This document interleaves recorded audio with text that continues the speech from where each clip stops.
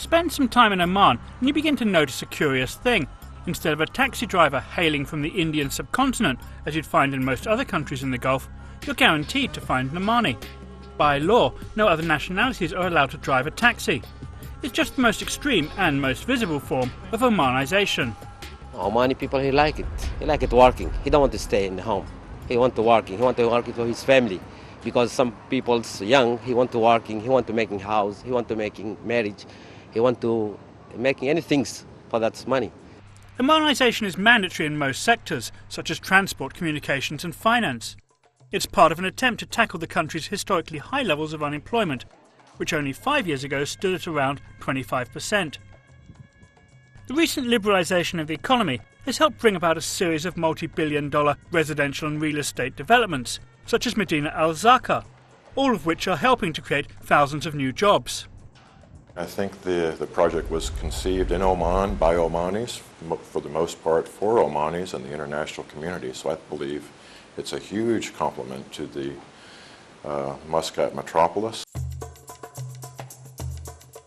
Another sector where you will usually find a large percentage of Omanis is in hospitality. Omanisation has now taken hold throughout the country's entire tourist industry. In this hotel, for example, almost 60% of the employees are Omanis. It's a situation the industry believes that benefits both the country and the tourists visiting it. The opening up of the economy has also brought in increased foreign investment. It more than doubled between 2003 and 2006, including new entrants such as petrochemical giant Octal, that has made an initial $300 million investment in a plastics and packaging plant in the southern port of Salalah.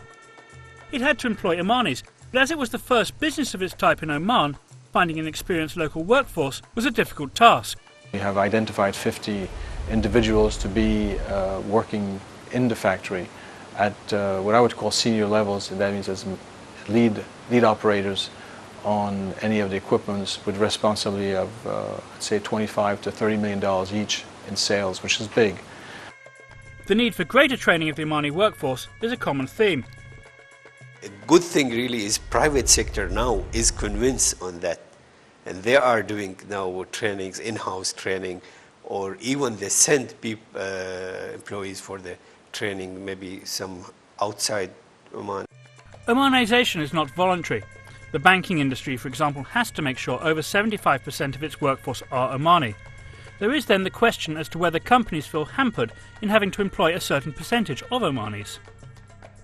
I think some businesses would look at it that way, but I look at it as an opportunity because actually the Omanis understand the culture and they understand what goes on in the town. And the wave has found employing a significant proportion of Omanis has been beneficial to its business. And when you get to understand the psyche of how business works here, which is short meetings and things done in the Omani way, it really opens doors. That's not to say, though, that the country is about to get rid of all of its expatriate labour. And I'm sure that there are still a demand and need of some specialized people to come and work in Oman. His Majesty has mentioned on many occasions on the yearly rounds Catex in the region that still we need some specialized people where we don't have an Omani yet. Oman's not the only country in the Gulf trying to bring its population into the private sector, but so far it's the only one where the process has made a significant change to everyday life and the way the country does business.